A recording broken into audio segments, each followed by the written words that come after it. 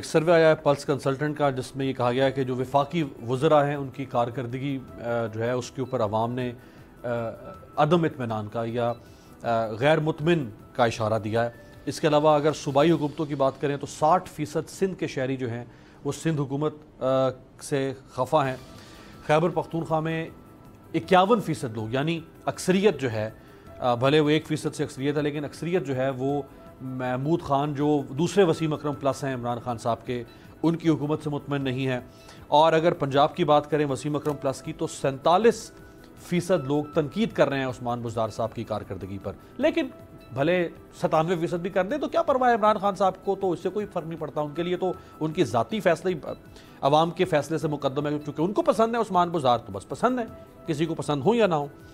اور بلوچستان میں 37% جو ہیں وہ مطمئن ہیں جام کمال صاحب سے، 35% ناراض ہیں۔ تو بھلے ایک ایسا صوبہ جو نگلیکٹڈ ہے تو اچھی بات یہ ہے کہ کم از کم اس کی حکومت پہ تو 2% زیادہ لوگ کہہ رہے ہیں کہ اچھا کام کر رہی ہے۔ تو لغاری صاحب یہ سروے جو ہے یہ تو اچھا نہیں ہے حکومت کے حق میں سروے کسی کے حق میں ہو یا کسی کے خلاف ہو، پاکستان میں ہونے والے سرویز جو ہوتے ہیں وہ میری نظر میں فراڈ ہوتے ہیں۔ میں اتنا سویپنگ اسٹیٹمنٹ نہیں دینا چاہتا، میرے تجربات ہیں اور میرے 40-45 سال کی صحافت کے دوران میں نے ان تمام سرویز کا وہ بھی دیکھ لیا ہے کہ کس طرح ہوتے ہیں اور کس طرح کیے جاتے ہیں اور کس طرح رائے عامہ کو گمراہ کرنے کی کوشش کی جاتی ہے۔ بنگال کے بارے میں جو سروے ہو رہے تھے، بعد میں وہ سارے کے سارے سروے جو ہے جن لوگوں نے سروے کیے تھے ان کے منہ پر مار دیے گئے تھے، اور بنگال کے بارے میں اور 70 کے الیکشن کے بارے میں جو سروے کیے جا رہے تھے، آپ ان کے بارے میں پڑھیں گے تو آپ حیران ہو جائیں گے کہ پیپلز پارٹی اور عوامی لیگ کا تو کہیں نام ہی نہیں تھا۔ الیکشن تو قیوم خان جیت رہے تھے اور الیکشن جماعت اسلامی جیت رہی تھی، سب سے بڑی قوت کے طور پر جماعت اسلامی ابھر رہی تھی اور جماعت اسلامی کو 3.5 سیٹیں ملی تھیں، اور جن میں سے جو ہے وہ 2.5 سیٹیں بچی تھیں، ایک سیٹ تو وہ چلی گئی تھی ہمارے ضلع سے، ڈیرہ غازی خان سے ڈاکٹر نذیر احمد شہید کر لیے گئے تھے، اور عوامی لیگ سب سے بڑی پارٹی بن کر آئی تھی، جس کو یہ کنسیڈر ہی نہیں کر رہے تھے سروے کرنے والے۔ تو سروے جو ہیں یہ ٹوٹل اب تک میرا جو تجربہ ہے وہ یہ ہے کہ سروے رائے عامہ کو گمراہ کرنے کے لیے ہوتے ہیں اور کسی خاص ایجنڈے کے تحت ہوتے ہیں، جو بھی کر رہے ہوتے ہیں ان کے اپنے مقاصد ہوتے ہیں اور اپنے ہی ان کا ایک اپنا طریقہ کار ہوتا ہے۔ لیکن اس کے باوجود میں یہ سمجھتا ہوں کہ عوام میں اس بات سے ایگری کرتا ہوں، میں ان سرویز کی بات نہیں کر رہا ہوں، ان سرویز سے قطع نظر لوگ مطمئن نہیں ہیں، لوگوں کو بہت زیادہ پریشانیاں لاحق ہیں، لوگوں جو مہنگائی کی شرح ہوئی ہے اور ان کے کم کرنے کے باوجود یہ کیا بات ہوئی کہ جناب آپ کسی چیز کی قیمت 50 روپے بڑھا دیں اور پھر 10 روپے کم کر دیں اور کہیں کہ یہ ہم نے دیکھا کہ تیر مار لیا ہے، ہم نے جو قیمت 50 روپے بڑھ گئی تھی ہم نے اس کو 10 روپے تک مزید کم کر دیا نا، اب اس پر گزارا کرو، اب اس کو قبول کر لو۔ یہ ہوتا ہے ماسٹرز کو گمراہ کرنے کا طریقہ، ماسٹرز کی جیب تراشنے کا طریقہ، جیب کاٹنے کا طریقہ ہوتا ہے، اور ساتھ بٹھاتے ہیں مافیا کو اور کہتے ہیں کہ جی ملک کو مافیا لوٹ رہی ہے۔ مافیا آپ کے ساتھ بیٹھی ہے، آپ کے آگے بیٹھی ہوئی ہے، آپ کے دائیں بائیں بیٹھی ہوئی ہے، اور آپ مافیا کو کنٹرول نہیں کرتے ہیں، اور کیا کنٹرول بلکہ بڑھ جاتا ہے ان کا کام۔ آپ کہتے ہیں کہ جناب پیٹرول موجود ہوتا ہے اور وہ پیٹرول کی ذخیرہ اندوزی کر لیتے ہیں، آپ سر پیٹتے رہ جاتے ہیں اور ان کی فرمائش پر قیمتیں بڑھاتے ہیں، پھر وہ سارا پیٹرول مارکیٹ میں آ جاتا ہے۔ آٹا اسی طرح سے چھپایا جاتا ہے، پھر آٹا مارکیٹ میں لایا جاتا ہے، چینی چھپا لی جاتی ہے، چینی مارکیٹ میں لے آتی ہے۔ کمی کا تو کبھی بھی مسئلہ سامنے نہیں آیا لوگوں کے، یہ مسئلہ آیا کہ مہنگی ہو گئی یہ چیزیں، پھر آپ خود ہی جو ہے وہ بیٹھ کر کابینہ کے اجلاس میں فیصلہ کرتے ہیں کہ ہم ایکسپورٹ کر رہے ہیں، پھر آپ کہتے ہیں کہ ہم سبسڈی دیتے ہیں، اور پھر کہتے ہیں کہ نہیں تو یہ تو غلط ہو گیا، یہ تو بہت ہی غلط ہو گیا۔ تو یہ سارے فیصلے حکومت کے جتنے بھی اب تک ہوئے ہیں، معاشی میدان میں، سیاسی میدان میں، ایون احتساب کے میدان میں بھی، لوگ اب احتساب کے مسئلے سے چڑ گئے ہیں اور وہ اس کو انتقام سمجھتے ہیں۔ اور سچی بات یہ ہے کہ پاکستان کی سیاست کا بھی اور دوسرے شعبوں کا بھی، باقی احتساب سے کوئی مبرہ نہیں ہونا چاہیے، چاہے وہ جرنلسٹ ہو، چاہے وہ جج ہو، چاہے وہ کسی بھی ادارے سے ہو، کہ ہر ایک کا احتساب اکراس کا بورڈ ہونا چاہیے اور ایک ایسا دائرہ کار ہونا چاہیے جس میں پارلیمنٹ بھی موجود ہو، عدلیہ بھی موجود ہو اور ایگزیکٹو بھی موجود ہو، اور اگر میڈیا کو ایک ٹانک سمجھتے ہیں تو وہ اس کو بھی موجود ہونا چاہیے۔ اس طرح کا احتساب ہو جو لوگوں کو نظر بھی ہے۔ یہ احتساب سراسر انتقام ہے، وہ جو چیف آف احتساب ہے وہ خود احتساب کے قابل ہیں، ان کا احتساب کون کرے گا؟ تو یہ جو ہے سرویز کو میں نہیں مانتا ہوں۔ بالکل ٹھیک ہے۔ یہ ذرا دکھائیں اسحاق ڈار صاحب جب پاکستان میں ہوتے تھے اور ان سے اگر پریس کانفرنس میں سوال کیا جاتا تھا، میڈیا ان سے سوال کرتا تھا، تو اسحاق ڈار صاحب کے لہجے کی رونت کیا ہوتی تھی، فرانیت میں نہیں کہتا، رونت کیا ہوتی تھی. آج باہر بیٹھ کے جب اسٹیفن سیکر نے ان سے سوال کیا ہے تو پھر وہ ان کا کیا لب و لہجہ تھا. تو دکھائیں جی یہاں کیا ہوتا تھا.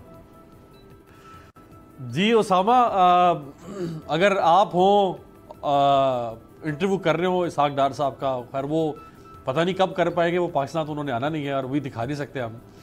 تو اگر آپ انٹرویو کر رہے ہو اور آپ سے وہ سوال کر رہے ہو آپ اسٹیفن سیکر کی طرح، اور اسحاق ڈار صاحب آپ کو کہے کہ باہر نکالے اسامہ کو.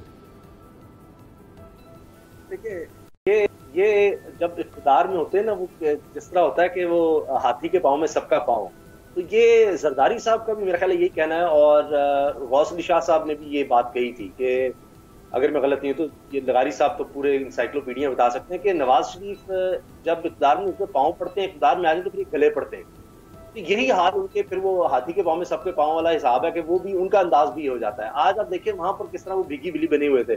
اور دلچسپ بات یہ ہے کہ اس کے بعد اسحاق ڈار صاحب نے ایک اور انٹرویو دیا، وہ ایک فرینڈلی انٹرویو میں اس کو کہوں گا، اس کے بعد فری سیونگ کے لیے، لیکن ادھر اور برا پھنسا. انہوں نے کہا کہ 10ویں منٹ پر جا کے نا اسٹیفن سیکر جو ہے نا وہ گھبرا گیا تھا، خوفزدہ ہو گیا.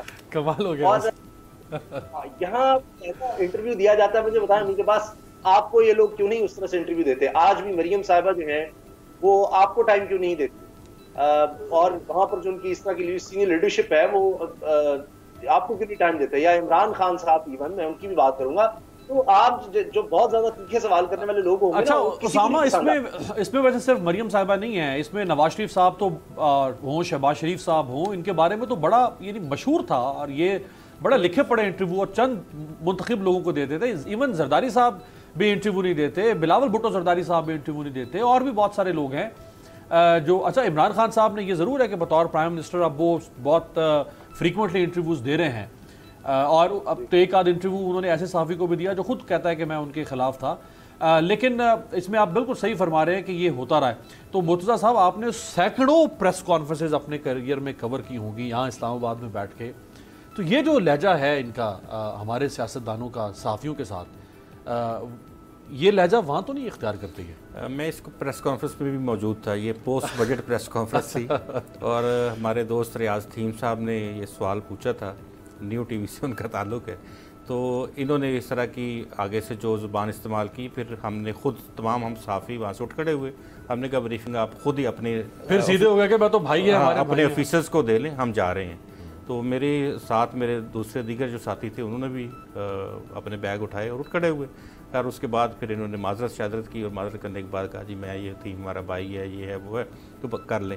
ہمیشہ سے یہی رویہ رہا ہے، کوئی بھی سیاستدان ہو. میں نے الحمدللہ محترمہ بینظیر بھٹو صاحبہ کی جو پریس کانفرنسز ہیں وہ بھی کور کی ہیں. میں نے یہاں پہ نواز شریف صاحب کی پریس کانفرنس بھی کور کی ہیں، مشرف صاحب کی پریس کانفرنس بھی کور کی ہے، اور اس کے ساتھ ساتھ جو زرداری صاحب ہیں ان کی پریس کانفرنس بھی کی ہیں، گیلانی صاحب، اور جتنے یعنی کہ آپ یہ کہیں کہ گزشتہ 24 سال سے جو یہاں سے ہو کے گزرا ہے، اور بڑے بڑے ایونٹس ہم نے دیکھے ہیں.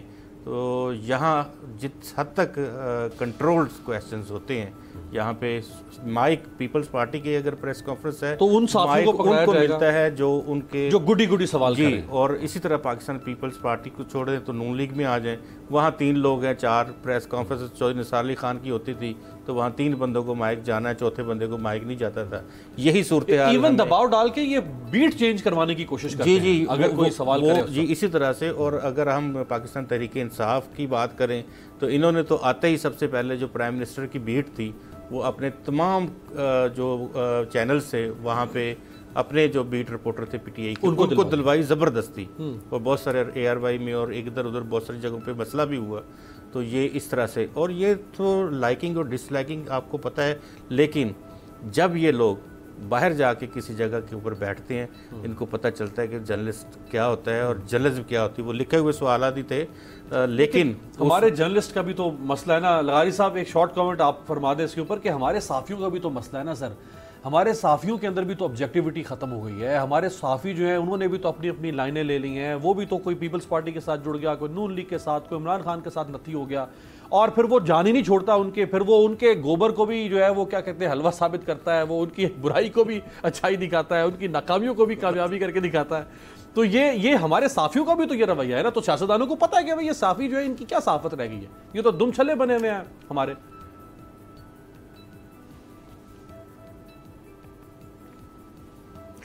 دیکھیں صحافیوں کا تو یہ مسئلہ رہا ہے. کچھ لوگوں نے کچھ زمانے دیکھے ہیں، کچھ لوگوں نے نہیں دیکھے ہیں. آپ کے سامنے ہوگا پچھلے 20 سال کا زمانہ، پچھلے 25 سال کا زمانہ ہوگا. ہم نے پچھلے 40-45 سال کا زمانہ دیکھا ہے. ہم نے بھٹو صاحب کے ایونٹس کور کیے ہیں، بھٹو صاحب کو دیکھا ہے اور ان کے مزاج کو بھی دیکھا ہے. ان کا یہاں کنونشن ہو رہا تھا گورنر ہاؤس کراچی میں پیپلز پارٹی کا، تو وہاں پر ایک کارکن نے کھڑے ہو کر کہا کہ جی یہ دیکھیں ایک اخبار ہے، انجام ہے اس کا نام، اور وہ آپ کے خلاف سازش کر رہا ہے، آپ کے اپوزیشن کی کوریج جو کرتا ہے اور آپ کو بالکل جو ہے وہ آپ کے خلاف ہے.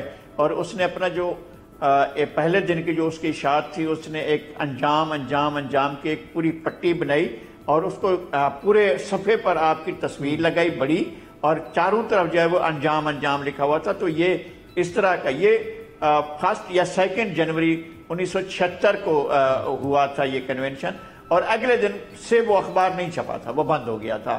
اور یہ برداشت کا لیول تھا. پھر بھٹو صاحب کے جب خلاف یہاں چل رہا تھا تو جنرل ضیاء نے تو پورا دور ہی ایک سینسرشپ کا دور تھا. وہاں تو ہم اٹھا کر لے جاتے تھے کاپیاں چیک کرانے کے لیے، جناب کون سی خبر آپ کو پسند ہے، کون سی خبر آپ کو پسند نہیں ہے. اور ساتھ میں کلامی کی اجازت.